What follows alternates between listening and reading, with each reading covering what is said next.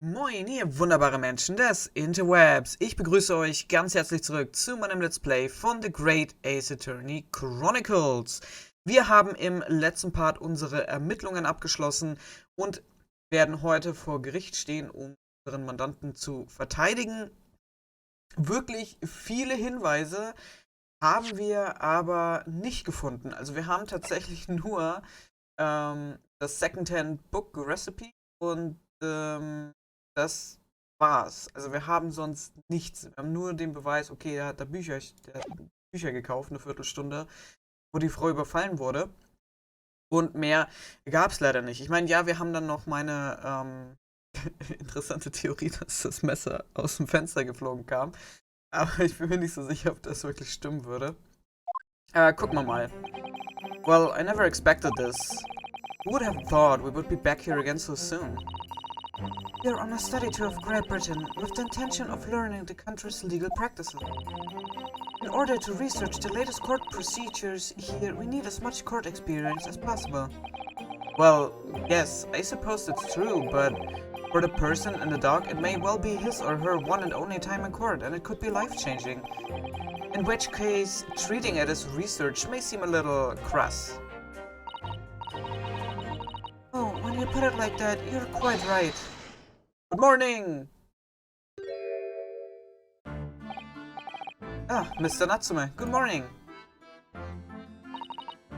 Oh dear, are you alright? Your eyes are terribly bloodshot. The early bird catches the worm, as they say here in Britain. Yes, I've heard that expression. But I really don't want to catch a worm. So I tried desperately not to wake up early, but I was so worried I couldn't catch a wink. And now I'm absolutely exhausted as a result. Do all literary people take things so literally? Thank you for putting your faith in us today, Mr. Natsume. I wish I had 9 lives. My whole future hangs in the balance. I am too terrified to tremble. Really? Because I can feel tremors on the floor. I can't do this. I can't take it. Also, Mr. Naruhodo. Yes? I caught a glimpse of the public gallery as I walked by the courtroom. It looked like the opening night of the opera. There were so many people. I had no idea my case was such a notorious affair here in London. Neither did I. Do you know why that might be, Mrs. Sato? I'm sorry, Mr. Naruhodo, but I have no idea. So that all-knowing look on your face is just coincidence then, is it? Don't hide the truth from me! It's because of the Reaper, isn't it? Lord von Sieg? Is that right, Mr. Sato? I purchased as many different newspapers as I could find this morning, and yes, Lord von Sieg is on the front page of every one. I knew it. Sometime after the prosecutor was stabbed the Reaper of the Bailey, he stopped appearing in court, it seems. It's been several years now, in fact, until the day before yesterday. Yes, Inspector Gregson told us something similar, didn't he?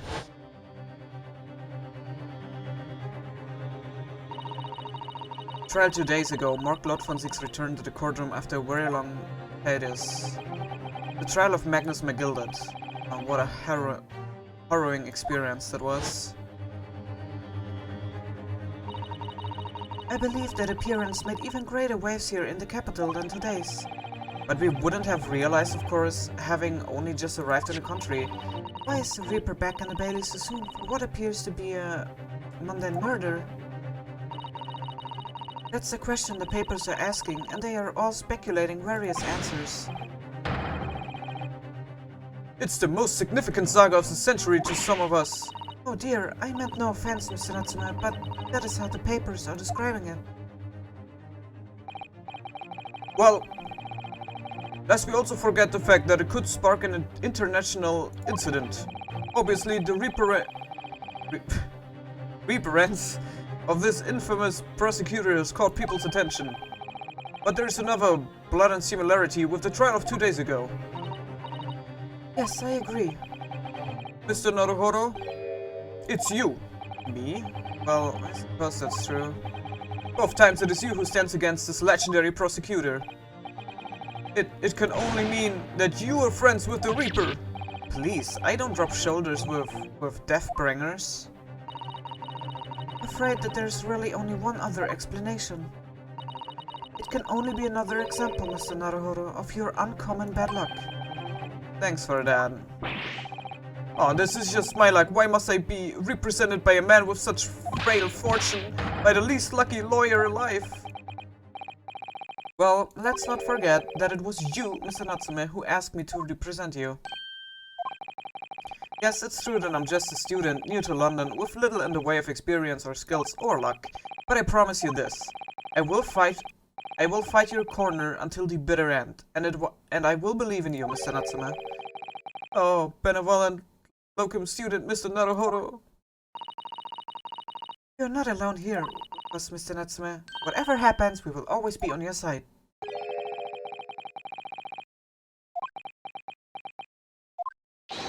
I'm in your debt forever. I shall never forget this great kindness for Mr. Natsume, counsel for the defense. The court session is about to begin. Kindly make your way into the courtroom at once. Alright then, Mr. Natsume. It's time. Let's go. Yes!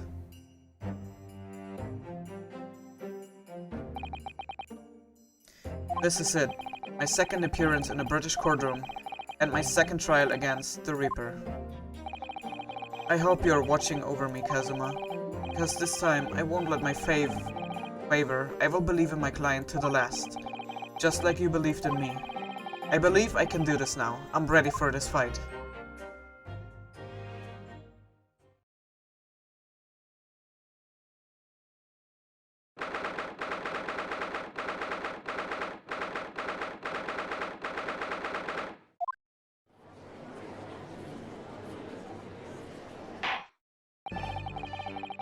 In the name of Her Majesty the Queen, I hereby declare this court to be in session. I now call upon the counsels for the prosecution and defense to declare their willingness to proceed. The prosecution is fully prepared, my lord. The defense is ready, my lord.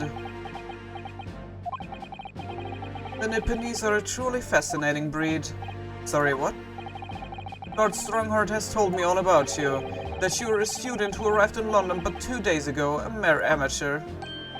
Do you have a point? Being a compatriot, you feel compelled to try to help the accused, I suppose. Typical Nipponese arrogance. Forgive me, but I do not believe arrogance is an appropriate description. That isn't. After all, at our previous encounter, the defendant was found to be innocent.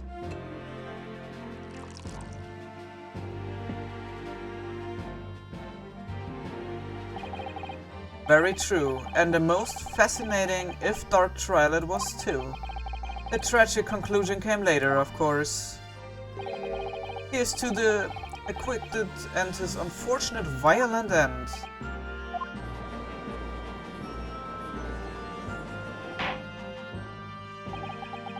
Thank you, counsels. I see both sides are in fine fettle. Now, ladies and gentlemen of the jury, are you ready to carry out your duties here in court as impartial members of the public? You never know when you might be down on your luck, but I believe in fair play for everyone. Herr Kokma here. Well, I must warn you, I'm rather more ruthless than I appear. Oh, well, not me. What you see is what you get. I'm a peace-loving fellow. I'm afraid to say I think it's quite possible that Mustache Foreigner did the deed. Come on, what are we waiting for? No doubt he did it anyway. Sorry, didn't quite catch that. Okay, also wir haben hier Mr. Hieß er nicht sogar Fairplay? Irgendwie so, in der Jury sitzen und wir haben Mr. Gary Dubs Frau auch noch mit dabei, Joanne Gary Dub. Very well, let us proceed. Your opening statement, if you please, Lord von Zieks. Very recently, Great Britain signed an alliance with a rising power in the Far East. The accused in the dock today is a student from that same land, a certain Mr. Soseki Natsume. And while our country has extended this foreign student the warmest of welcomes, regrettably, the kindness has not been returned. In fact, this student is accused of a most sinister act. of plunging a knife into the back of an innocent woman who was doing nothing but walking down the street. A knife crime, I tell you from bitter experience, those are the worst, bloody oath they are. Just look at that sallow complexion and short stature. He's one of those dreadful Japanese. Come on, let's get this over with. With me now, everyone. 1, 2, 3. Sorry, didn't quite catch that. Pray forgive the discourtesy of smashing my hallowed chilies here in this great chamber. Allow me to call the first witness to the stand. Very well. Lead the inspector in, please. Da ist wieder mit seiner Fish and Chips Tüte. Your name and occupation, please. Yes, sir. Tobias Gregson, Detective Inspector at Scotland Yard. Would you please summarize the events of the case for the court, Inspector? The victim is thought to be a young woman in her 20s by the name of Olive Green. I beg your pardon, Inspector. Thought to be? Yes, having been stabbed in the back by her attacker's knife, the victim fell unconscious. That was 3 days ago now, and she's been comatose ever since. What? They don't even know who she is for sure? But her life is not in danger. Fortunately for the Eastern student, the charge will not be murder. Pray elaborate on the details, Inspector. Sir, if I could ask everyone to look at the street map. As I mentioned, the incident took place 3 days ago at around 5 in the afternoon. It happened on the pavement running alongside Briar Road, a wide thoroughfare for horse-drawn vehicles. It had not long since stopped snowing as the victim, Miss Green, was walking down the street. Out of the blue, she was approached from behind by the accused and stabbed in the back. Luckily, the young lady's life was spared and she's currently being treated at one of the city's hospitals. But being uncautious as she is, we've been unable to take a statement from her, of course. This is the case file with everything we know about the victim so far. Thank you, Inspector. The court will accept the documents as evidence, if you please. Okay. What of the weapon that was used? Sir, I have that here. It was removed from the victim's back. Ouch. That big thing is starting to make me scared to walk down the street now. With a heavy blade like that, almost anybody would have been able to stab the poor woman. Even a scragged-looking Saki-san, I suppose. A common or Gordon jackknife, I would say, rather nondescript. Thank you, Inspector. The court accepts the blade as evidence. Okay. Now then, what do we know of the motive? Money or valuables, I presume? From what we can tell by looking at the woman's possession, it seems like she's a poor student herself. Hard to imagine she would have had anything much worth pinching, my lord. I see. Well, in that case, are we looking at some deep-seated resentment toward the victim? I am afraid I couldn't say. Apart from visiting second-hand bookshops, the defendant, Mr. Natsume, doesn't appear to get out much. At this moment in time, we haven't been able to establish any sort of connection between him and the victim.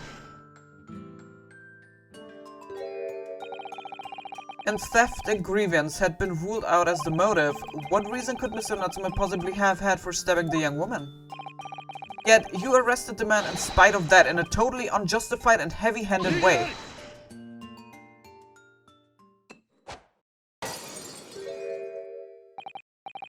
Pray forgive the discourtesy of flinging a freshly uncorked bottle into the public gallery, but your words have soared its hallowed bouquet. For it is you, my learned friend, who is being heavy-handed here. What? Scotland Yard does not arrest people without good cause. That should be beyond question. Inspector Gregson, the prosecution calls for your formal testimony. Explain to the court precisely why the constabulary came to arrest an Japanese student. Yes, sir.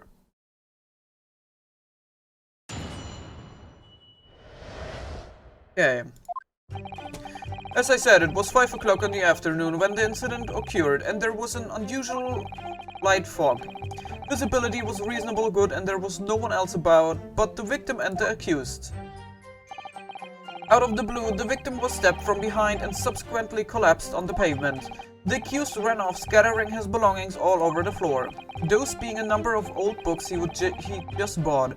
He was on his way home from a bookshop, it seems. It was just a matter of working out who the books belonged to, and we found the bloke to arrest him. Old books, you say? Yes, my lord, I have a photograph here of the scene of the crime, taken immediately after the incident. Ah yes, I can clearly see the books to which you're referring. Aber, ich meine, das Messer steckt das Messer nicht auch sehr komisch im Rücken?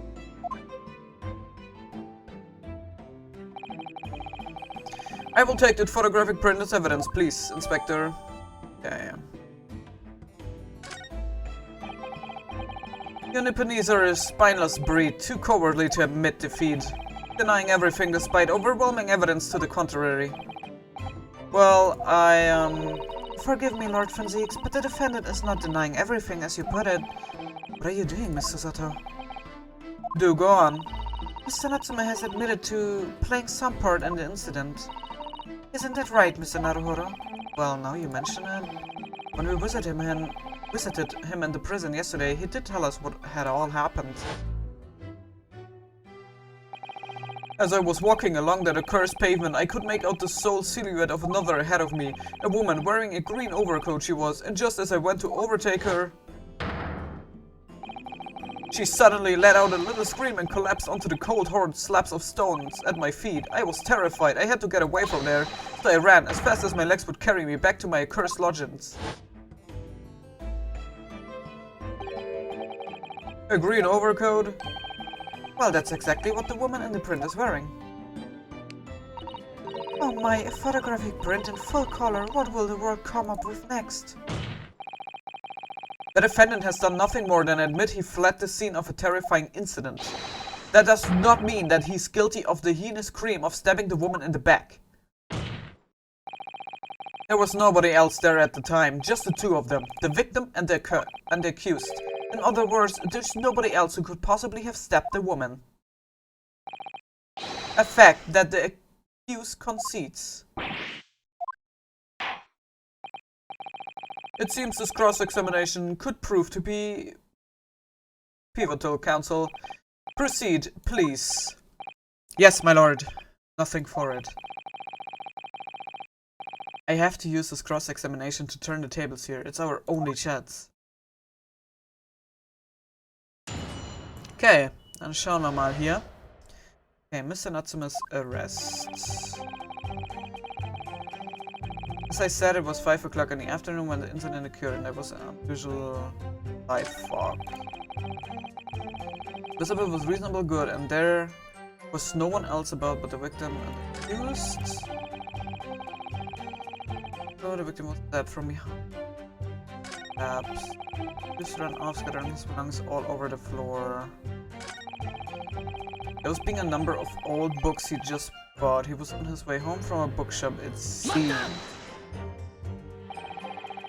The defendant apparently visits a second-hand bookshop on a daily basis. Yes, so I understand. A shop full of old English literature. I commend the accused on the lofty subject matter of his scholarly attention. The books room was stacked floor to ceiling with those musty old books. Can you tell us more about the bookshop in question, please, Inspector? Well, if I must, I will have to ask you to look at the street map again, I'm afraid. The closest second-hand bookshop of the accused lodgings is this place here, Bourbon Books. A little place on the corner of Briar Road and Mersham Street. As it happens, the accused is currently living in lodgings on the other side of Briar Road at the opposite end, which means it doesn't take a genius to work out the route he would have taken home.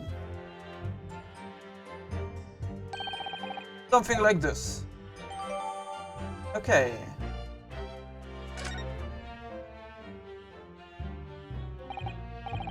Yes, I concur with your conclusion, Inspector. The defendant would certainly have passed the scene of the crime on his way home from the particular shop.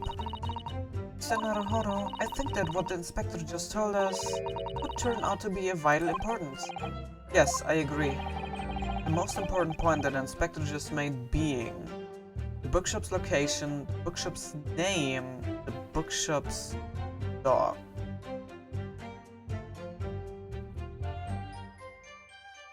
Okay, bookshop's dog ist nicht wirklich wichtig. Location? Jein. Ich glaube nicht, dass der Ort unbedingt wichtig ist, weil egal von wo, rein theoretisch kann ja der Buchladen auch 5 Kilometer weit woanders sein. Fakt ist ja, dass Herr Natsume auf dem Rückweg an dem Tatort vorbeigekommen ist. Das heißt, Location von dem Bookshop ist, glaube ich, nicht wichtig. Oder zumindest nicht so extrem wichtig. Inspector Gregson, may I ask you a favor? What? Would you kindly add the name of the bookshop to your formal testimony, please? Und der Name, den Namen nehme ich aus einem bestimmten Grund auf. I believe it may be of vital importance. Maybe. Oh, well, you know, I mean, yes, it could be a very important clue. Very well, not that I can see it being of any great significance. But please, revise your testimony accordingly, Inspector. Und zwar, sage ich euch das gleich. Yes, sir, my lord, whatever you say. Could the man be any more sardonic? So, he was on his way home from Bourbon Books, a second-hand bookshop he apparently patronizes. Und jetzt gucken wir uns das Recipe an. Your books. Customer Mr. Natsume, the sum of 2 shillings in recipe, the picture of Monsieur, a meal for Gabo, Canterbury Yearnings. Okay. Bin mir jetzt nicht so sicher, ob die Büchernamen noch wichtig werden. Könnte sein, also wenn wir herausfinden, was für Bücher das waren, die neben der Frau auf dem Boden lagen. Aber was für mich wichtig ist, ist der Name von dem Büchershop, und zwar Your Books. Was, ja, oder Your Books, was eben nicht dem Namen entspricht. If I could just stop you here, Inspector Gregson. What is it, Sunshine? I'm a busy man, you know? This is a recipe that we found in Mr. Natsume's room. It was issued on the day of the incident and details the purchase of 3 second-hand books. And you found that in the accused rooms, did you? Yes, but the point is not where the recipe was found, but the name of the shop printed on it. Go on. This recipe was issued from a bookshop called... Yore, I presume? Yes, my lord. So Mr. Natsume did indeed purchase a number of books at a second-hand bookshop that day. However, the bookshop in question was not Bourbon Books. What? Inspector, do you know of this other bookshop? Yes, sir. Your Books is another second-hand bookshop not far from Bourbon Books. It's just that... well, it's such a small place, I didn't think the accused would have known about it. But in fact, that is the bookshop which the defendant visited on the day in question. And this recipe proves it. Yes, for what difference it makes. Wherever the man purchased his musty tomes, it makes no difference in the final analysis. I disagree. I mean, after all, ich spreche das übrigens immer falsch aus. Ich sag immer Tombs, aber eigentlich sprichst du es, glaube ich, Tombs aus. Also du sprichst, weil Tomb ist ja Tombstone, Grabstein. Und ich habe immer das Problem, dass ich das immer wie Tombstones ausspreche. I have the street map here, if that might be of help. Yes, thank you.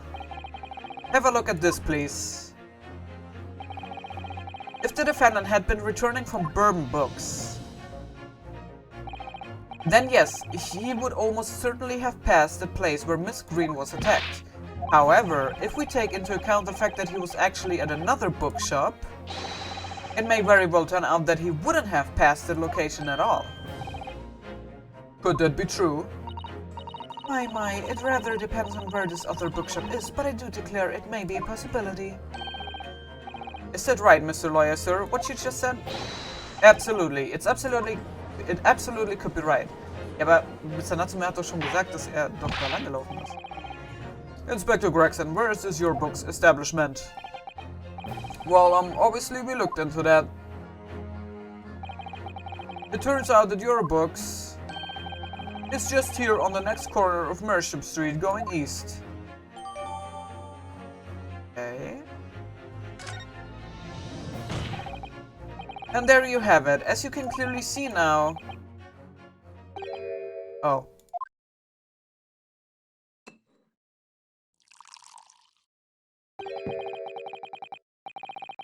My learned Nipponese friend is obviously in training to be a clown. The way he regales us with such optimism to your future career in the circus. You put that glass down now, or I will put it down for you. I didn't think I needed to spell it out, but here we go. If the accused was coming home from your books instead of bourbon books,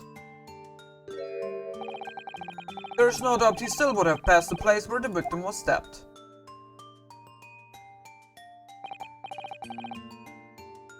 Yes, thank you, Inspector.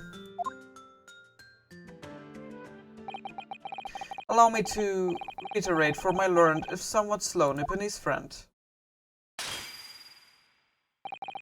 Wherever the man purchases musty tomes, it makes no difference in the final analysis.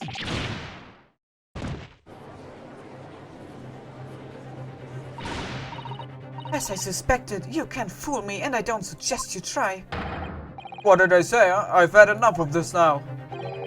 Beg your pardon, terribly sorry, but would you mind repeating that? Mr. Naruhodo, listen, give up. What do you mean? The prosecution's assertion is correct. The members of the jury may very well decide that Mr. Nastume is guilty. Absolutely right. You must think.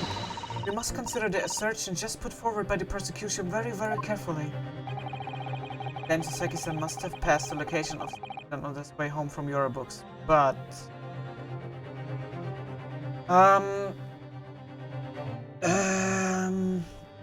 ja gut, es wäre möglich, dass er anders läuft, aber das wäre ja, aber das wäre doch dann Umweg, oder nicht? Lass mich nochmal die Map angucken. So, also, ja, der Weg hier. Ich kann mir eben nur vorstellen, dass er eben durch die Straßen durchlaufen könnte. Weil wir hatten ja gesehen, als wir selber vor Ort waren, hier war ja so ein Torbogen ungefähr auf dieser Höhe. Also rein theoretisch könnte er dann noch so laufen, okay. Aber es macht halt nicht wirklich einen Unterschied, weil so oder so würde er trotzdem an dem Tatort dann vorbeikommen. Und ich glaube nicht, dass er so komplett außen rumlaufen würde, oder? Obwohl... Ja, könnte sein. Ich glaube, das könnte ungefähr der gleiche Weg sein. Das ist, glaube ich, gehupft wie gesprungen. Ist, glaube ich, egal, wo du langläufst. Aber für mich würde er ja trotzdem immer und immer wieder an diesem Ort vorbeikommen. Egal von welcher Richtung er jetzt kommen würde, wie auch immer er läuft. Er würde ja trotzdem diese Ecke hier passieren müssen.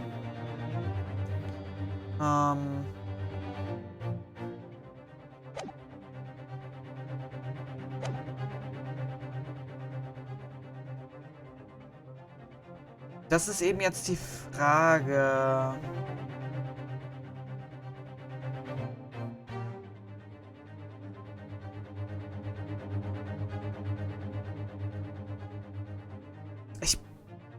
Ich weiß nicht, was passiert, wenn ich jetzt sage, leave it. Komm, mach mal. The assertion just made by the prosecution fundamentally flawed. Explain yourself, counsel. Yes, my lord. You can see what I mean on this map. When returning from your books to his lodgings, Mr. Natsume could have followed the route suggested by the prosecution. However, that isn't the only conceivable route to take between the two places. If the defendant used these streets, look what happens. He arrives back at his lodgings without passing the location where the victim was attacked.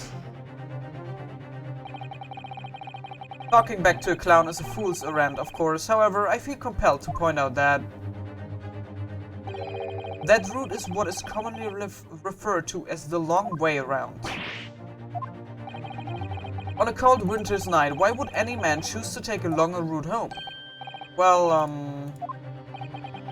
the answer is extremely simple. He wouldn't. In other words,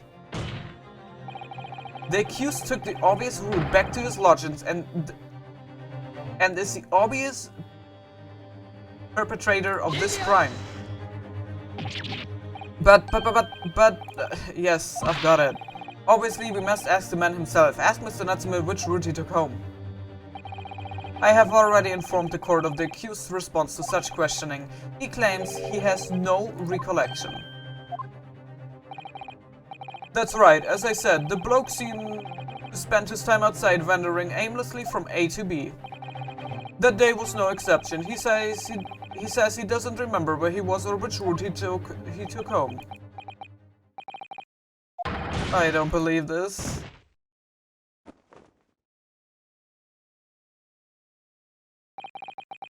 I thank you, my learned friend, and suggest that we don't waste any more of the court's time by wandering aimlessly around the subject.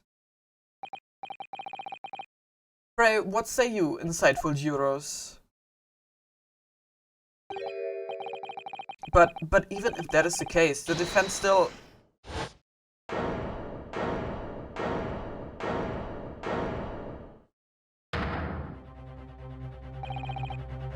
I agree with Lord von Siegs, wholeheartedly and in every way. What? I don't believe it. Does this mean... We members of the jury are completely convinced now. Very well, in that case I hereby call upon all members of the jury to present your findings to the court.